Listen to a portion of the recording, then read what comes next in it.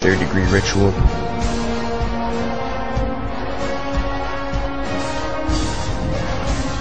These people use symbolism and code to communicate with each other, showing their dominance over the world.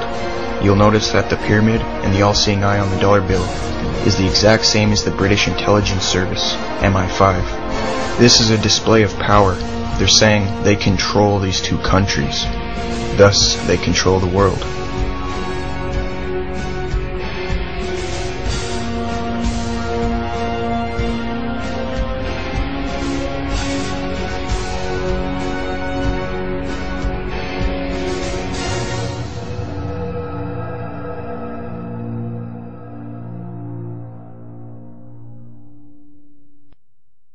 Now, one of the satanic Illuminati families that controls the world are the Rockefellers. In 1921, David Rockefeller founded the Council on Foreign Relations, which is the promotional arm of the ruling elite in the U.S. This is meant to control the U.S. from behind the scenes. Now, David Rockefeller wrote a book called Memoirs in 2002. He said something striking. He said, quote, "We wield over American political and economical institutions.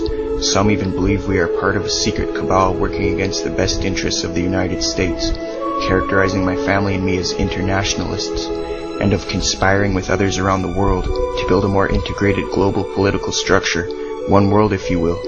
If that's the charge, I stand guilty, and I'm proud of it." David Rockefeller was the co-founder and is the honorary chairman of the infamous Trilateral Commission.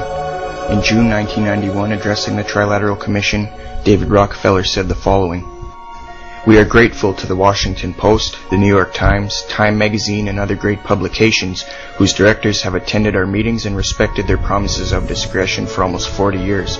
It would have been impossible for us to develop our plan for the world if we had been subject to the bright lights of publicity during those years. But the world is now much more sophisticated and prepared to march towards world government."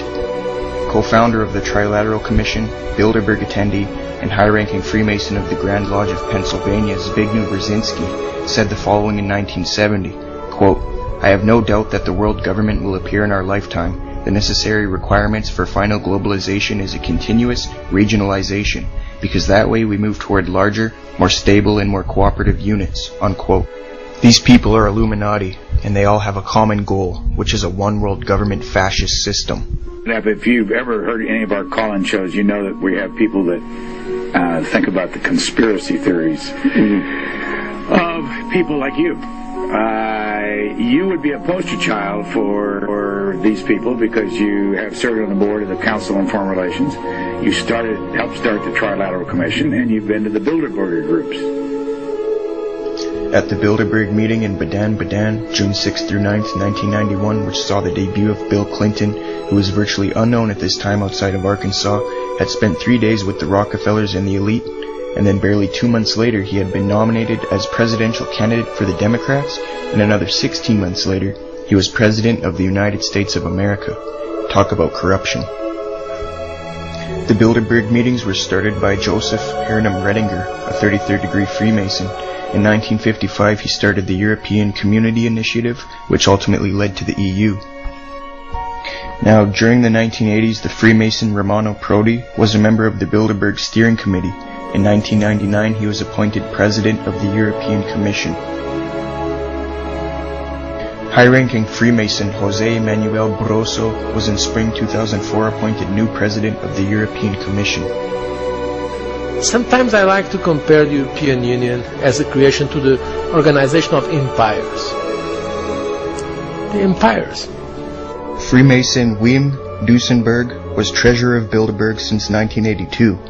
In 2004 he was appointed head of the European Central Bank.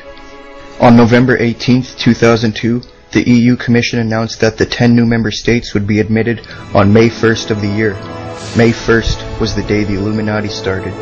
May 1st, 1776.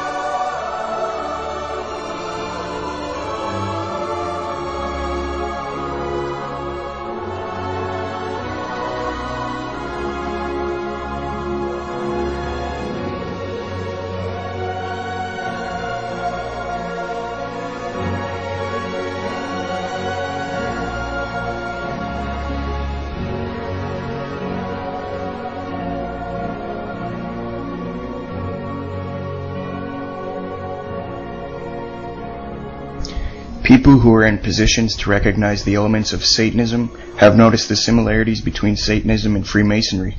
Anton Sander LaVey, the founder of the Church of Satan, wrote a book called The Satanic Rituals. LaVey describes the nefarious satanic ritual known as the Ceremony of the Stifling Air. He notes that the exact same ritual is embodied in the Nobles of the Mystic Shrine, and I quote, "The original Templars right of the 5th degree symbolically guided their candidate through the Devil's Pass, in the mountains separating east from west. At the fork of the trail, the candidate would make an important decision where he might dwell in Satan's household. A striking American parallel to this rite is enacted within the order of the Nobles of the Mystic Shrine, an order reserved for 32nd degree Freemasons. The nobles have gracefully removed themselves from any implication of hearsay by referring to the place beyond the Devil's Pass as the dominion where they might worship the Shrine of Islam," unquote. The Satanic Rituals, page 56. To be a Freemason, you have to swear oaths of secrecy in your rituals. The penalties for breaking the oaths are horrible. Enter apprentice or 1st degree swears if he breaks his oath, he will get his throat slit from ear to ear and tongue torn out by the roots, and then your body buried. 2nd degree or fellowcraft is getting your heart cut out and then your body getting fed to wild beasts. 3rd degree or master mason is having your body severed in two, then having your body burned to ashes. While Aleister Crowley was writing about satanic sacrifice, child abuse, and bestiality, he was being awarded the highest degrees of Freemasonry. He was more than just a 33rd degree Scottish Rite Mason. He rose to the 97th degree of the Rite of Memphis and Mizraim. Crowley's disturbing practices of bestiality, child sacrifice, and ritual abuse earned him the reputation of the wickedest man alive, but this didn't stop the flood of Masonic honors that were heaped upon him. He said, quote, "I possess more exalted titles than I have ever been able to count. I am supposed to know more secret signs, tokens, grips, passwords, and grand words than I could learn in a dozen lives. An elephant would break down under the insignia I am entitled to wear," unquote. The Confessions of Aleister Crowley, page 684 and 685. Now, Crowley also wrote about bloody sacrifices in his book Magic in Theory and Practice, page 95, instructing the reader that, quote, "The animal should therefore be killed within the circle, or the triangle, as the case may be, so that the energy cannot escape. But the bloody sacrifice, though more dangerous, is more efficacious, and for nearly all purposes, human sacrifice is the best. A male child of perfect innocence and high intelligence is the most satisfying and suitable victim." Sometimes whole lodges are satanic. For example, the Grand Orient d'Italia rented Palazzo Borghese in Rome in 1893. 2 years later, due to a dispute about the rent contract, the Freemasons had to vacate parts of the palace. The representative of the owner, the Duke of Borghese, undertook an inspection. The newspaper courier Nazinal stated that the room was locked. The inspectors had to threaten to bring police before they were allowed to enter the room. The whole room had been converted into a shrine to Satan. The walls were covered with red and black silk, and a tapestry with a woven depiction of the devil was on the wall. Now, some ignorant Freemasons will claim that the oaths are only symbolic and that you will never get killed for talking about the lodge, but that's not the case. Roberto Calvi was a P2 Lodge Freemason. He was also manager and chief owner of the Ambrossariano Bank. On June 18, 1982, he was found hanged beneath Blackfriars Bridge on the Thames in London, 4 miles from Chelsea Cloister where he was staying. The official verdict published by Scotland Yard was suicide. In addition, it was concluded that he had first been strangled. Calvi, called God's banker, had just prior threatened to expose the P2 role in the bank crash. Later on, the ordinary police took over the investigation and concluded that it was murder. The day before Calvi's death, his secretary, Grazilla Corocher, quote, threw herself out of her window of the 4th floor of the bank. And on October 2nd, 1982, another bank employee, Giuseppe Palucia, jumped out of the window of the bank and committed quote-unquote suicide.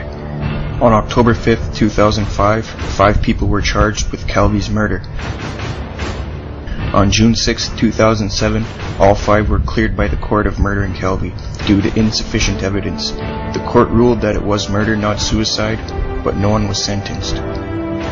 Now, one of the most vicious Masonic presidents of the U.S.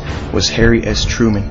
He was Scottish Rite, York Rite, Knights Templar, and he was Grand Master of the Grand Lodge of Missouri, 33rd degree. In a radio speech in